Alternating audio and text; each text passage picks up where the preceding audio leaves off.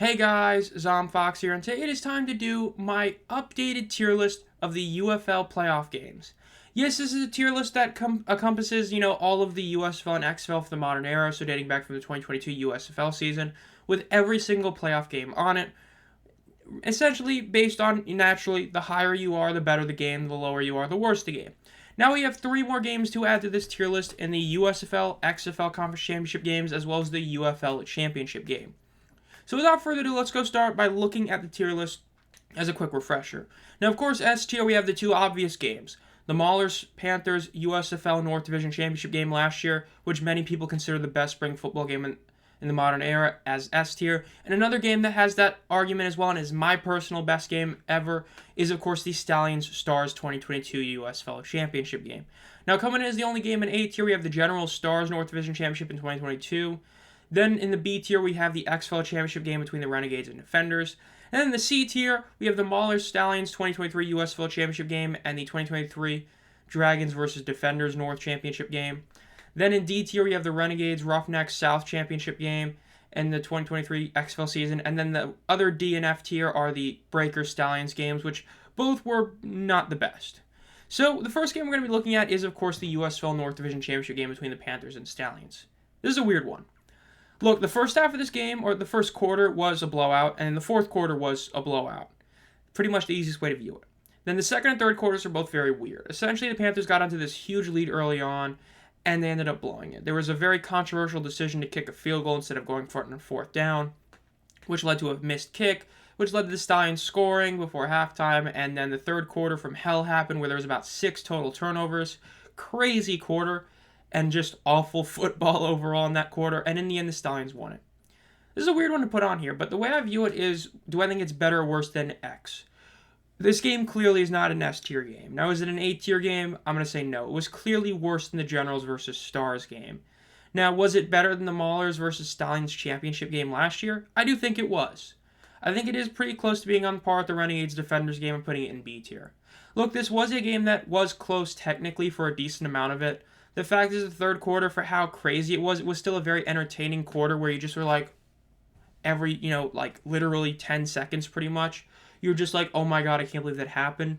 The comeback from the Stallions was remarkable. The Panthers' offense looked fun to watch early on. It just isn't an A-tier game because, again, it doesn't have the football quality to deserve A-tier, but it was a fun, entertaining game, especially the third quarter was entertaining. Whether it be good football is up to you, but it was fun.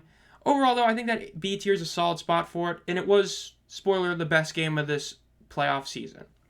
Now, next is going to be the Battlehawks versus Brahmas game, and this was a yikes. Look,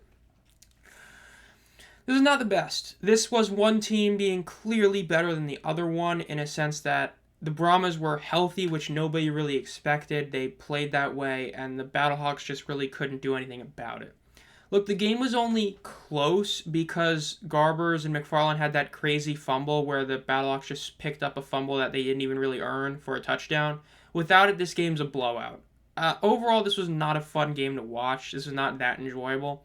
I kind of view it a lot like the 2022 Breakers Stallions game and the Renegades Roughnecks game. A game that you pretty much knew after the first quarter who was going to win it and really didn't have any other massive things, putting it in D tier. I know some would argue this should go up to C tier, but the fact is that even though the final score might indicate that the Stallions was more of a blowout, that game was a lot closer than this one. The Brahmas Battlehawks was literally a blowout that only wasn't a blowout because of the fumble.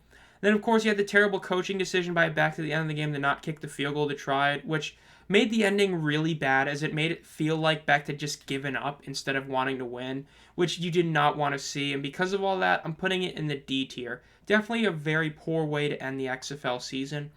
But the UFL season ended even poorer because of the championship game. Look, this is a bad game. This was objectively just a terrible game. The Stallions versus Brahmas was horrid. People have been saying this might be the worst game of the entire season, and I'm going to be honest with you guys, it's pretty hard to argue against it. Yes, it was a very defensive, heavy battle early on, you could say. Early on, naturally, the first pretty much 25-ish minutes. But as soon as the Stallions scored at the end of the first half, it was over. I mean, in the building, you knew, whether you were a Brahmas Stallions fan or neutral, it was over. When Birmingham did that, there was no way San Antonio was going to come back from it, and guess what? They didn't. They couldn't do anything, and in the end, it was a shutout 25-0. The crowd wasn't super into it. The game wasn't super great. This is clearly an F tier game. Now, I'm going to be honest, it's hard for me to even put an F tier. I'd honestly want to put it lower, but I'm not going to be that guy and add a new tier just for this game. This game was really bad. I mean, it just was. Like, you see, the Stallions Breakers game, despite being high scoring, was bad because it was such a blowout. But this was a shutout. I mean, this was just... You can't even use the argument, well, at least the game had, a high scoring affair because the game had 25 total points. It was just a bad game overall. The Brahmas played terribly. Chase Garbers looked horrific, especially with the slides he did. And it's not even like the running backs played all that well. It was just a bad game overall for the Brahmas. The Stallions just had to kind of phone it in to win. And, well, they did, and they won. And so with that, that'll do for the update on the tier list. So now we're currently at 2 games in the S tier, 1 at the A tier, 2 in B and C, 3 in D, and 2 in F. Sadly, yes, this postseason was the worst we've seen. Yeah, the XFL last year was pretty poor, but even then they still had a game in B, C, and D. This one we had B, D, and F. This was definitely the worst postseason of the 4 spring football leagues that had a postseason in the modern era. And I mean, I don't really think anyone's going to argue with it. When your best game still ended by a pretty lopsided score and its most famous moments were a third quarter where there were 6 turnovers, pretty hard to say it was great, especially when you consider the fact that USFL the past 2 seasons had at least one game that was truly remarkable and just immaculate, really. This was definitely not that season. So this has been Zom Fox. If you enjoyed this video, make sure to subscribe and hit the bell. Let me know down below in the comments if you agree or disagree with this tier list. And as always, guys, have a great night.